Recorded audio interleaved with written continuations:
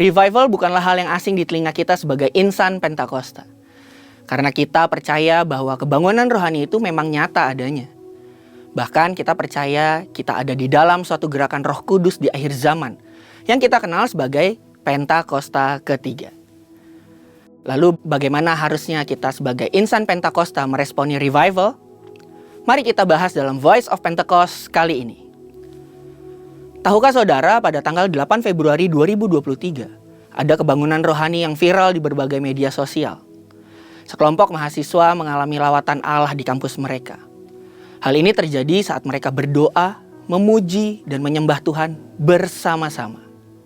Bukankah ini mirip dengan apa yang terjadi di Kisah Para Rasul 2? Kejadian tersebut terjadi di Universitas Asbury, Kentucky, Amerika Serikat, yang pada akhirnya menyebar ke berbagai universitas lain di Amerika. Nah, yang menarik, kebangunan rohani yang serupa juga pernah terjadi di beberapa tempat lainnya. Yang pertama, The Wales Revival pada tahun 1904 di Wales. Yang kedua, The Azusa Street Revival pada tahun 1906 di Los Angeles, California.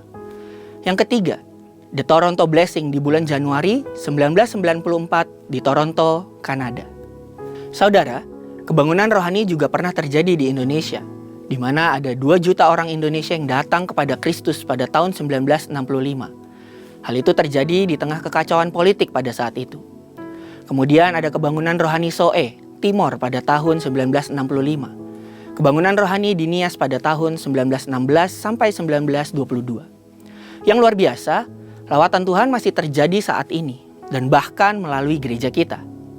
Healing Movement Ministry melalui Healing Movement Crusade yang dimulai di Bandung pada 8 Agustus 2006 hingga akhir 2019 telah diadakan sebanyak 318 kali dan menyentuh ratusan ribu orang dengan kuasa kesembuhan dari Tuhan.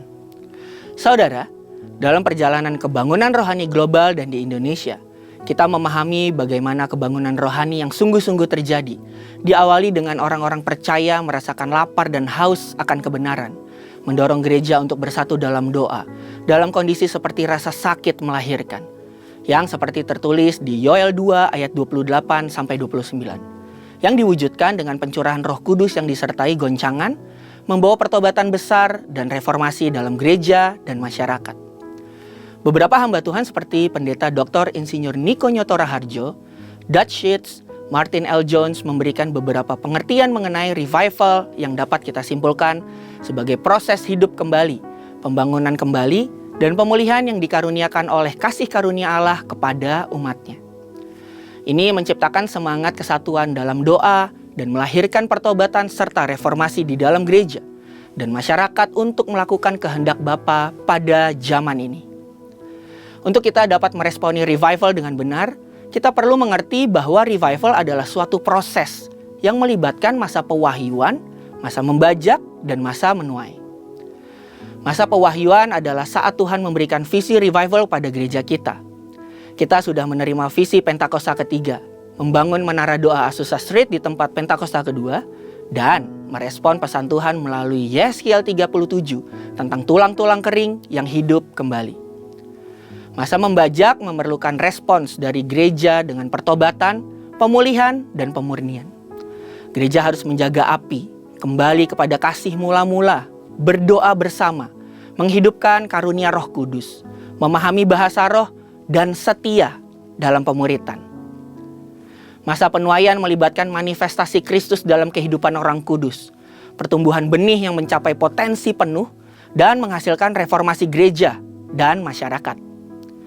Dari ketiga hal tersebut, kita sama-sama mengerti bahwa untuk meresponi revival, penting bagi setiap kita umat Tuhan untuk sungguh-sungguh sembahyang.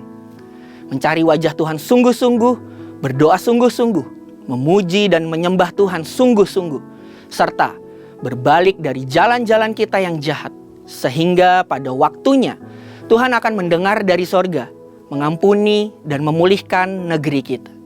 Yang selanjutnya, ayo terus percaya dan bersama-sama mengharapkan revival untuk terjadi lagi.